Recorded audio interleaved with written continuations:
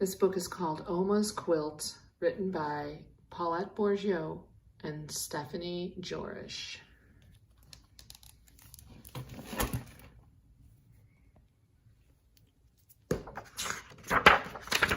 Oma's Quilt.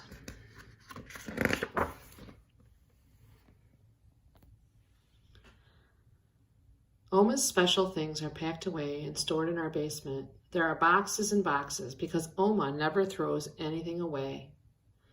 She keeps Opa's work shirts and her olden day dresses. She saves ribbons and laces and curtains and bedspreads.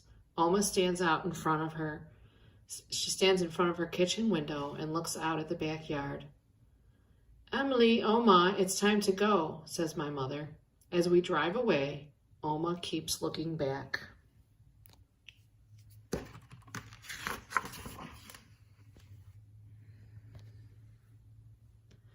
Oma is moving into Forest View Retirement Home. In Oma's new room, my mother asks, "What do you think?" Oma glances out the window at the river and the weeping willows. "On Maple Street, there wasn't much to look at," she says, "but Mr. Mostowick always waved when she hung her laundry out to dry."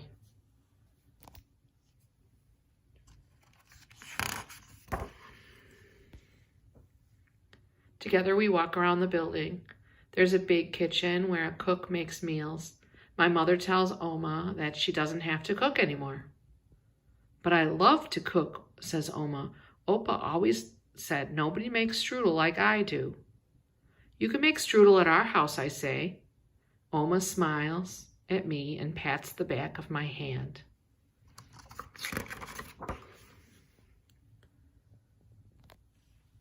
I think Forest View is beautiful.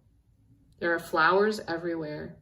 There is a room for painting and another for making pottery. There is a library and a big bulletin board, even bowling on Wednesdays. Before we finish our tour, Oma says she's tired and wants to go lie down.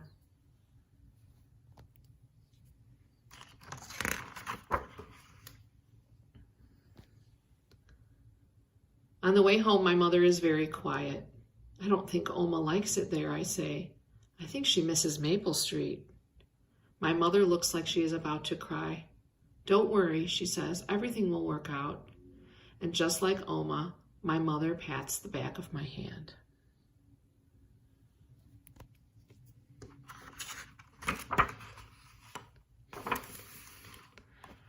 Oma spends her days sitting in a chair in the corner of her room.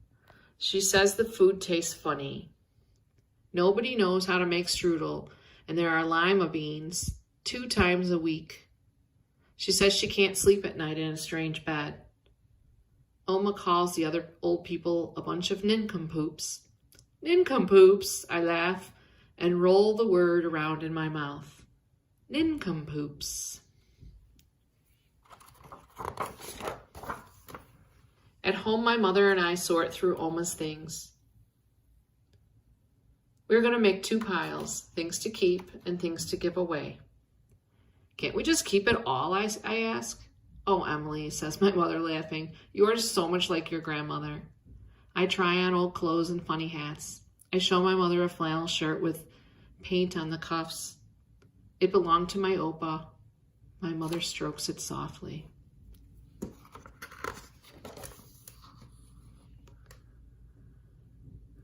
"I can't imagine why Oma kept all these kitchen curtains," my mother says. I shrug. "Maybe they remind her of Maple Street." "Look at this," my mother says, holding up a raggedy blanket. "It was yours when you were a baby, Emily." We found the dress my mother wore for her first piano recital. At the end of the day, we had only 1 pile, things to keep. There's one last box to sort. Inside is a faded quilt. Oma made this from Opa's worn-out shirts, my mother says. "We could make a quilt," I suggest, "using all the things that Oma loved at Maple Street." "Oh, Emily," my mother says, giving me a hug. "What a clever, clever girl you are."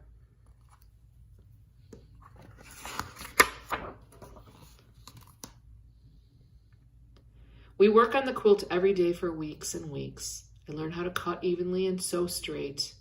The ends of my fingers are sore because I prick them with the sharp needle. Look what you've gotten us into, my mother says, but she is laughing for the first time since Oma moved away from Maple Street.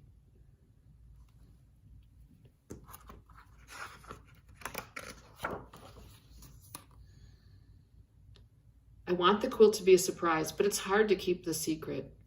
Oma keeps complaining. Her room is too cold in the day and too hot at night. The flowers in the hallway make her sneeze. The bowling alley lanes are crooked and the rental shoes smell funny. Don't worry, Oma, I say. It will get better. Then I pat the back of her hand.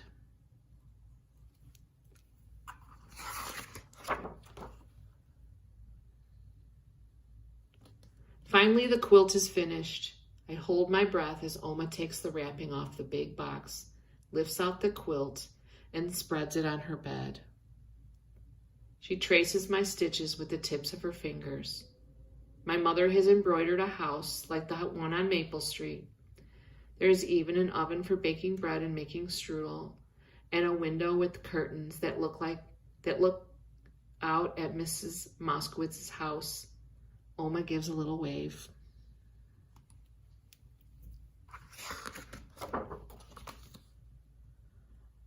Oma tells me a story for each piece of fabric we've sewn in the quilt.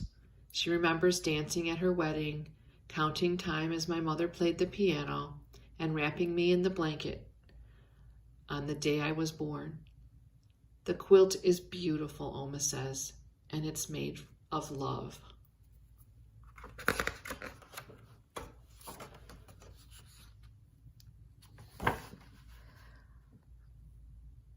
Oma still complains about the nincompoops, but she's heard that Mrs. Moskowitz might be moving into the building.